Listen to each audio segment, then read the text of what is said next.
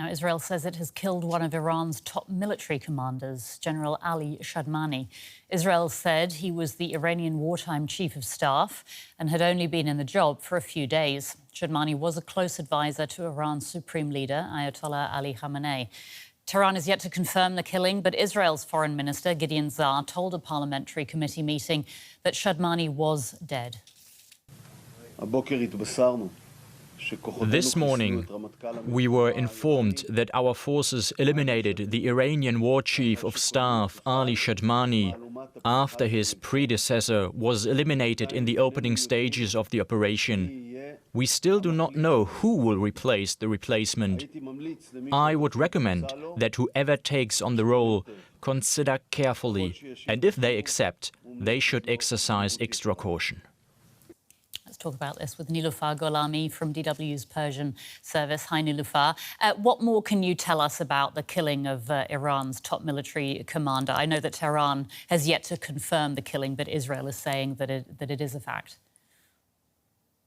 Yeah, just today, IDF reported that the newly appointed head of the IRGC Khatam al-Anbiya headquarters, who had only held the position for a few days, was killed in an Israeli attack.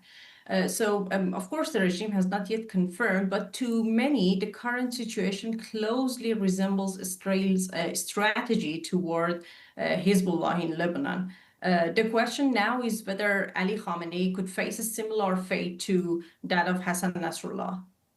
What about the latest on the evacuation of Tehran? What have you heard from people in the Iranian capital?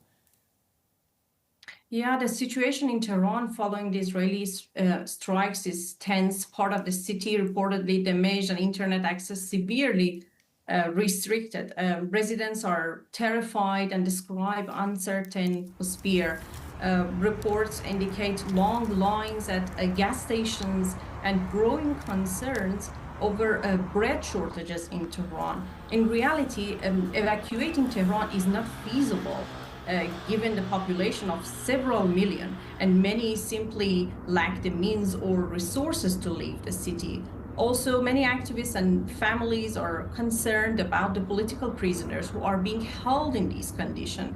And at the same time, Iranians find it astonishing that even as the country faces what appears to be a full-scale war, the Iranian regime continues to restrict access to the internet, for example. For countless Iranians living abroad, these platforms are the only way to stay in touch with their families. And I know that many have lost contact entirely. So people in Tehran are experiencing an unprecedented crisis, and the scenes from the city are deeply tragic. In the end, it is the Iranian people who are paying the price for regime's failed and reckless policies.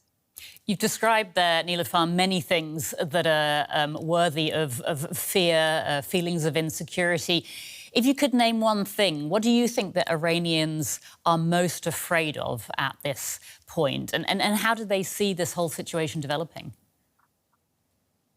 Yeah, above all, I can say Iranians blame the regime for dragging Iran into a war, particularly as Iran's defense system failed to stop the attacks on the capital. And Israel was able to eliminate several key figures in the early hours very easily. So while many view the deaths of their oppressors as a form of justice or relief, they are also deeply worried about the broader consequences of war and the potential destruction of the country. If continued attacks lead to the collapse of the regime, there is concern over the chaos and devastation that may follow. And on the other hand, if the regime survives, many fear it will use the war as a pretext to intensify repression and impose even harsher restrictions on its own citizens. In either scenario, a critical and uncertain future lies ahead for Iranian people, I think. All right. Niloofar Gholami from DW's Persian service. Niloofar, thank you so much. Thanks. Let's get more from Sara, Bazoobandi, a non-resident research fellow at the Institute for Security Politics at the University of Kiel. We've just heard Israel saying it's killed Iran's top military commander, Ali Shadmani. What would that mean for Iran? Thank you for having me. I think since the beginning of this episode last week, we have witnessed a very clear aim by the Israeli Defense Forces to eliminate heads of the security and military apparatus in Iran. This particular person was rather low profile in compare with, for example, Mr. Salami or Mr. Hajizadeh, who were the heads of IRGC Aerospace or the heads of Commander-in-Chief of IRGC, Islamic Revolutionary Guards Corps. Was relatively low profile, less international recognition, but that tells a lot about the possibility of him being an influential figure and being very close to the supreme leader. So every single commander that during this crisis is eliminated, of course, that's a blow to Iranian power and Iranian capacity to defend and to continue with its aggressive measures against Israel, in fact. Now, earlier, US President Donald Trump told Tehran on social media to evacuate. Do Iranians heed such warnings? Yes, I mean, obviously, my sample size of data is very limited to my own immediate family and friends and network inside Iran. I've been in contact nonstop over the night with my family members and with my friends. A lot of them are trying to leave Iran, but traffic is very heavy. There is no petrol. They find it difficult to get petrol.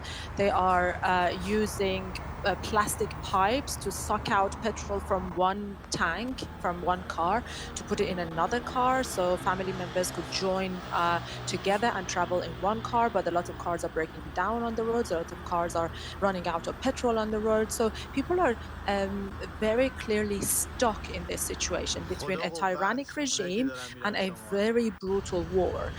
Of course, I understand that Israeli Defense Forces continue disseminating the message that our enemy is not the Iranian people.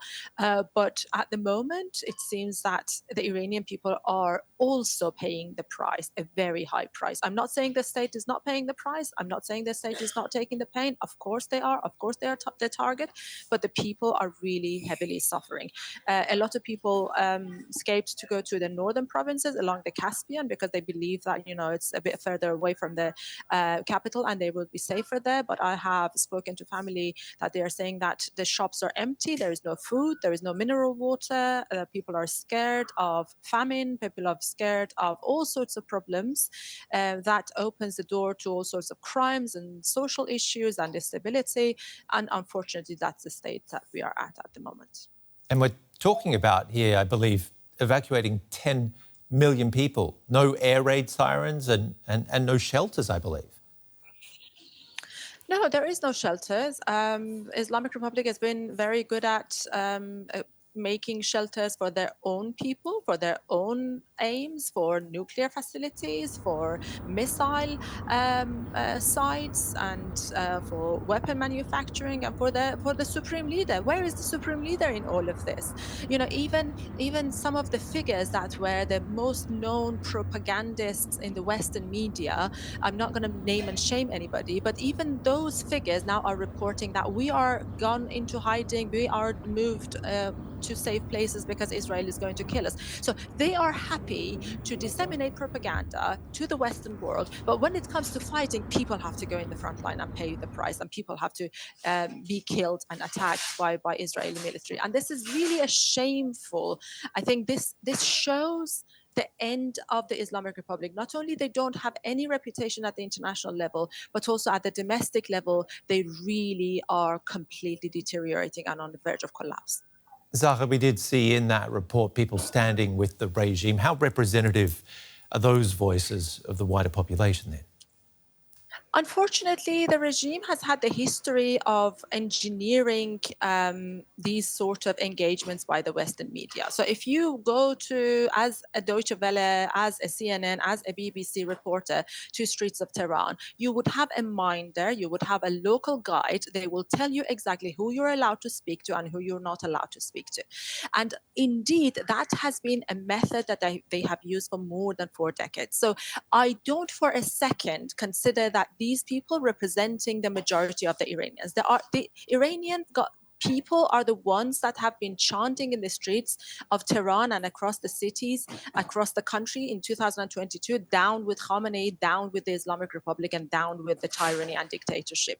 So where are those people? Suddenly they just vanished and everybody is supporting the Islamic Republic? No, that's not true. The Islamic Republic is trying to use the nationalistic sentiment. They're trying to use all sorts of symbols. Suddenly, over the night, the Islamic Republic Broadcasting started to use, instead of the Islamic Republic forces, they call it the Iranian forces. Suddenly, they became very Iranian, very nationalistic. And this is a very tried and tested mechanism. We've seen it in the region. We've seen it in different parts of the world. When the dictators are going down, they try to appeal to the nationalistic values and nationalistic sentiments. But I don't think for a second that the majority of people are supporting them. I am not saying the majority of the people are supporting bombs that is falling above their heads. I'm not saying that the majority of the people are supporting death, but they are not supporting the Islamic Republic. Those insights from Sara Bazoobandi. Thank you very much for joining us here on DW. Thank you.